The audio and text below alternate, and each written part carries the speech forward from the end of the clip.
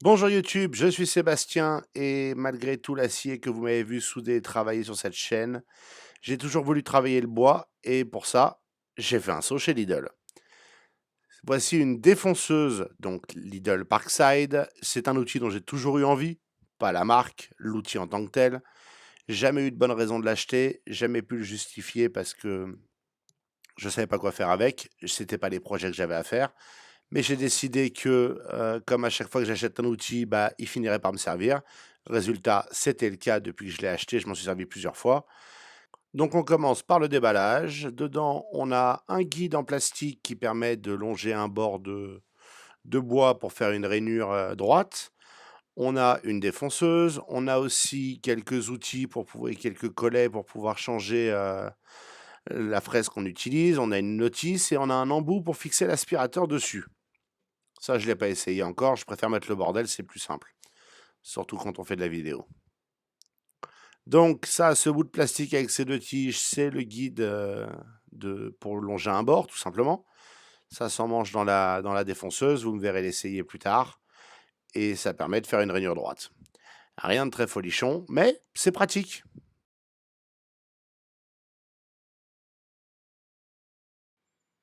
Maintenant, la défonceuse, elle a une poignée de verrouillage qui se trouve derrière, que vous me voyez chercher en temps réel, hein. Je ne savais pas m'en servir avant de commencer la vidéo. Ces vidéos sont faites pour de vrai, hein, je ne les répète pas une fois avant. Donc il y a une poignée derrière qui permet de la verrouiller en hauteur, ce qui peut être pratique si vous avez une hauteur à ajuster, vous pouvez l'ajuster et puis verrouiller et ensuite l'utiliser. Il y a un long cordon électrique, ce qui est assez sympa. Alors comme toujours, il y a un de ces petits zigouigoui qui va dessus, mais il y a un long fil électrique, ce qui permet de ne pas être à court ou avoir besoin d'une rallonge, comme pour tant d'outils qu'on peut acheter aujourd'hui, hein. Je ne compte plus les outils où le fil n'est pas assez long. Ça m'exaspère à chaque fois. On est en 2022, il y a évidemment une petite sécurité sur la gâchette, hein, donc faut s'y habituer. Et le moteur est assez puissant et embarque un petit peu quand on la démarre si on la tient pas fermement. Le petit coffret de fraises gris était livré avec, c'était le doute que j'avais en l'achetant. Et le vert, c'est celui à 12 € qui est vendu en même temps. À ce prix-là, je ne me suis pas privé, autant se faire plaisir. On va maintenant passer avec justement ces fraises à la pratique.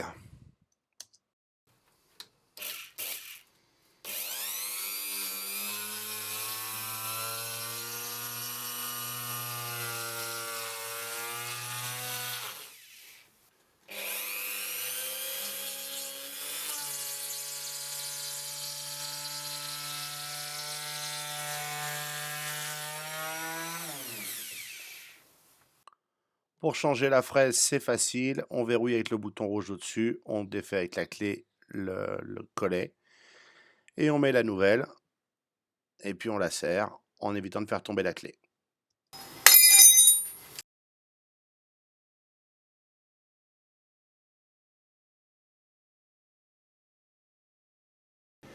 Conclusion sur cette défonceuse. Elle est bien. Ça, ce sont les embouts qui sont livrés avec. C'était pas indiqué sur la boîte réellement qu'il y avait des embouts avec. Ou alors je l'ai pas vu. Mais c'est pas grave. Ça, c'est la boîte que j'ai achetée pour 12 € de plus. La défonceuse coûtant 44, je crois. Ils sont pas mal. Ils ont des indications sur ce qu'ils font. Ça fait l'affaire. Tout ça, c'est un truc pour amateurs. De toute façon, c'est pas un truc professionnel, soyons réalistes.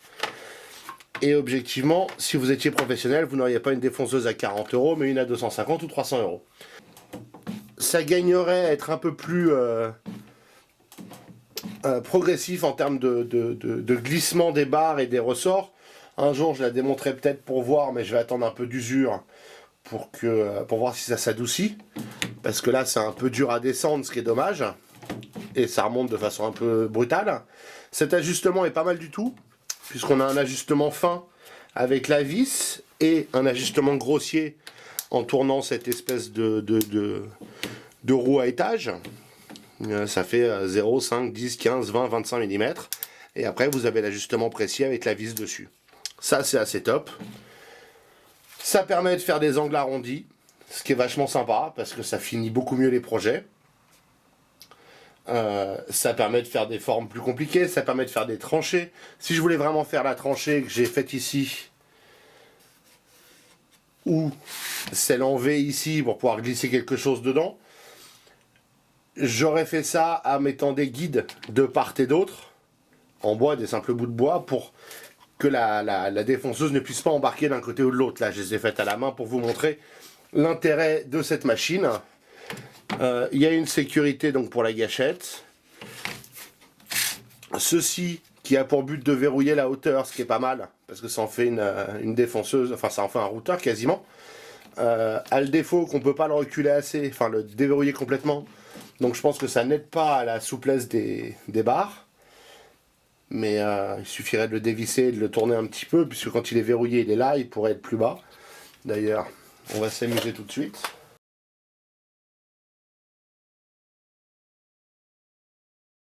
Du coup, quand je le verrouille, bah, ça dépasse pas en dessous. Et là, c'est verrouillé. Et quand je le déverrouille, c'est plus déverrouillé. Bon, ça change rien.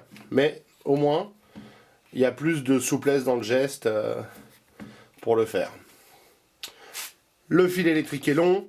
On a ce guide que vous m'avez vu essayer qui permet, typiquement, si vous vouliez faire une gorge le long d'un bord, exemple une planche à découper la viande, vous la feriez avec ça, vous réglez à votre profondeur, vous mettez vos butées de part et d'autre en fixant quelque chose à l'extrémité de la gorge que vous voulez, par rapport au plateau, et puis vous pouvez faire votre gorge avec un de ces embouts, avec cet embout arrondi que vous m'avez vu utiliser. Et voilà une solution. On peut a priori mettre dessus un emmanchement pour l'aspirateur. Je ne l'ai pas fait là parce que ça compliquait encore tout pour la vidéo. Je le ferai quand je l'utiliserai parce que comme vous pouvez le voir, c'est maintenant le bordel sur mon établi. J'en ai toujours voulu une. J'en ai une. Je suis content. Évidemment, j'ai pas de projet bois pour l'instant, mais j'en ai à venir, donc c'est pas grave. Ça servira toujours. Et puis à 40 €, honnêtement, c'est un super outil à avoir pour faire des finitions ou certaines choses qu'on ne peut pas faire autrement. Et ce, sans se ruiner dans une machine compliquée. Je suis sûr qu'il y a beaucoup mieux, je n'en ai aucun doute. Mais je ne peux pas justifier le budget d'avoir un outil top pour chaque chose. J'aurai 50 000 € d'outils et je resterai un amateur. Donc à moins que vous décidiez tous de me sponsoriser, hein, appelez-moi dans ce cas-là. On va continuer avec les outils Lidl et autres, hein. Je ne suis pas marié à Lidl, je m'en fous. Mais Lidl a l'avantage d'être pas loin, d'offrir une garantie 2 ans, même si elle est un peu compliquée à utiliser, parce que après 3 mois, je crois, ou 3 semaines, je sais plus, ça se passe sur Internet. Et tel que je le vois en plus, la garantie est de 3 ans sur la boîte. Ce qui est dommage, c'est que celle-là, contrairement à beaucoup d'autres outils, ne vient pas avec une boîte pour la ranger. Mais c'est pas grave, hein, on fera avec. Et puis voilà. Vous en savez autant que moi sur cette défonceuse. Bon, vous ne l'avez pas utilisée, c'est sûr. Mais objectivement, si la question c'est est-ce que je dois l'acheter à 45 €, si vous en avez l'utilité même un tout petit peu, oui, c'est vachement sympa de l'avoir.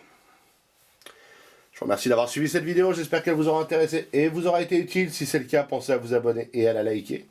Et puis si vous avez des questions, des remarques, les commentaires sont là pour ça.